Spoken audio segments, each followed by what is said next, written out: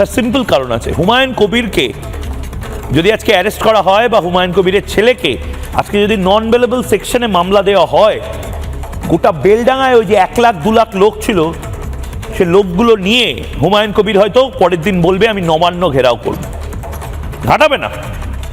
এবং এই বাংলাতেই অতি সহজে সাধু সন্তদেরকে পেটানো শুধু যায় না, তাদেরকে নন বেলেবল সেকশনে কেসও দেওয়া যায়। আমি কেন এই কথাটা বলছি, বছরের শেষ রবিবার আমি এই কথাগুলো কেন বলছি, তার কারণ যে ব্রেকিং নিউজটা আপনারা সকাল থেকে দেখেছেন, হুমায়ুন কবিরের ছেলেকে তুলে নিয়ে গেছে পুলিশ, এটা মিনমিনে মিডিয়া দেখাচ্ছিল।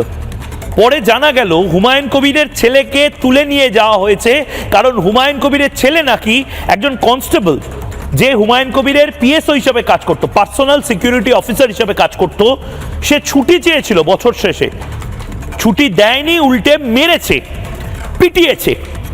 কনস্টেবল পেটানোর পরেও হুমায়ুন কবিরের ছেলে এই আজাদ, তার বিরুদ্ধে এই গোলাম নবী আজাদ, তার বিরুদ্ধে একটা নন বেলেবল সেকশনে মামলা করতে পারছে না, পুলিশ হাঁটু কাঁপছে। আর বেগবাগানে নাকি সাধু সন্তরা গেছিল অ্যাটেম্প টু মার্ডার করতে।